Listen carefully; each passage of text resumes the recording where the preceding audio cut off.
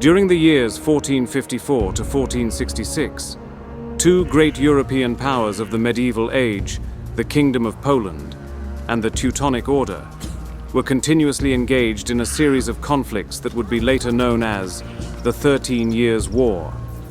The initial conflict between the first land operations from February to August 1454 were carried out by Prussian state conscripts, supported by Czech mercenaries from Moravia and soldiers from Lesser Poland.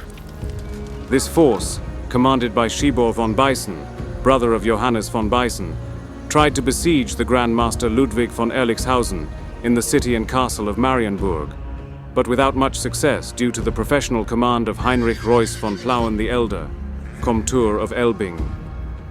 In the meantime, there was some organized support for the Teutonic Order from the German principalities, mainly in Saxony. The reinforcements entered Prussia in the second half of March 1454, from the direction of the Neumark. They laid siege to the highly important strategic city of Konitz, modern-day Chojnice in northwestern Poland.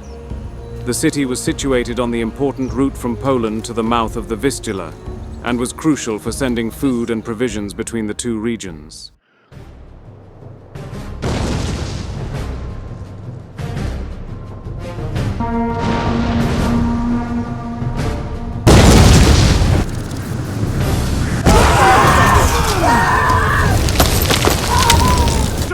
Make it all count!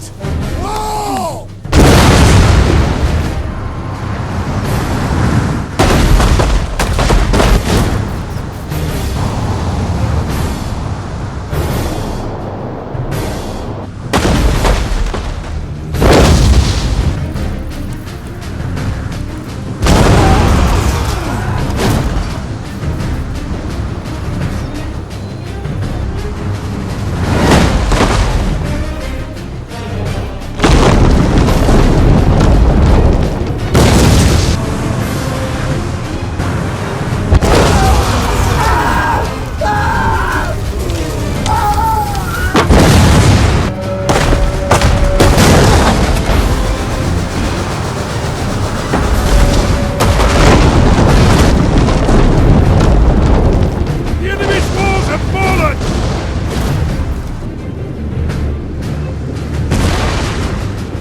After successfully penetrating the city's walls, the Teutonic infantry advanced forward, quickly storming the inner city. The fighting was bloody and chaotic, with Polish and Prussian troops fighting the invaders in the midst of the city streets and corridors.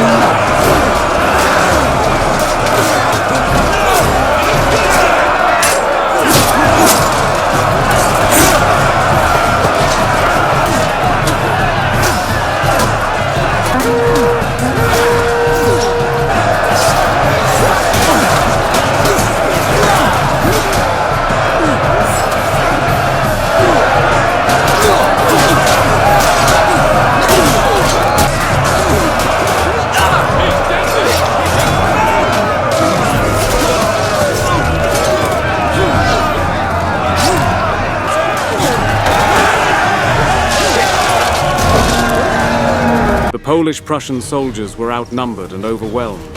They retreated further into the city.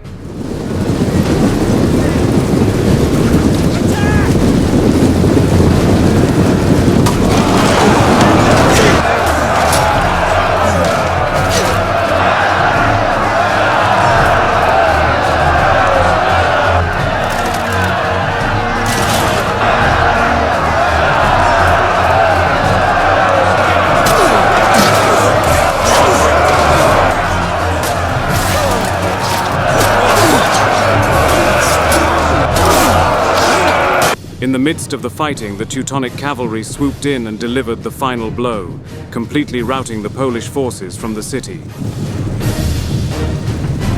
Lift the standards high! Now for glory! The trick is not to show it!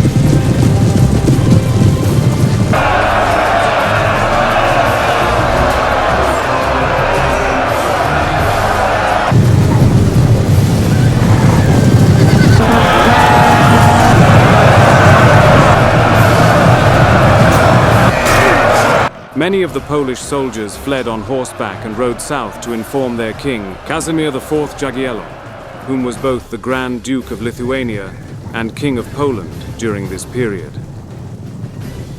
At the end of April 1454, the Prussian army under the command of Szarlejski had re-sieged the city of Konitz. The defense of the city was commanded by Heinrich Reuss von Plauen from Greiz. However, Szarlejski lacked any significant commanding skill. His army had not enough artillery, and the Prussian estates were unable to pay their mercenaries. So Konitz was not seriously endangered.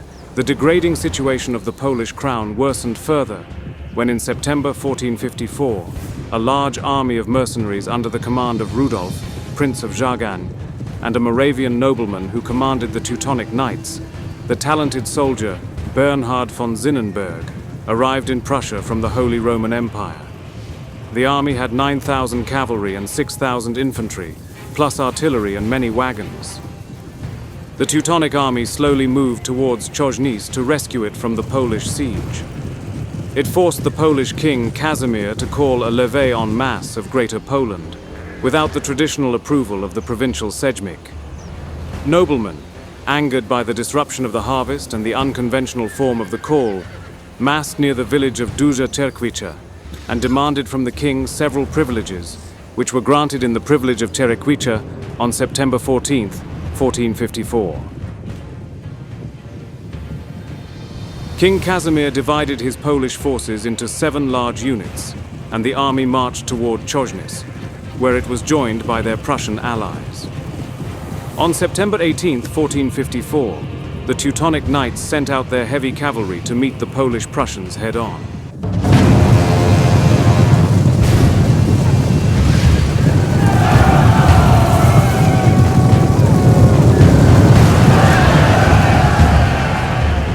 The Polish commanders were counting on the battle being won by the Polish heavy cavalry, not caring much about either artillery or infantry.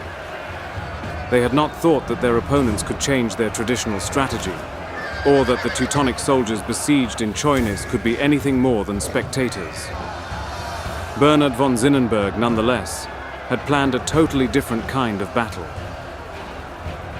At the beginning, everything went as expected, following the pattern of many other battles between the Poles and Teutonic Knights. The Polish cavalry charged, breaking the Teutonic lines, killing Duke Rudolf of Jagan, and even capturing Bernhard von Zinnenberg.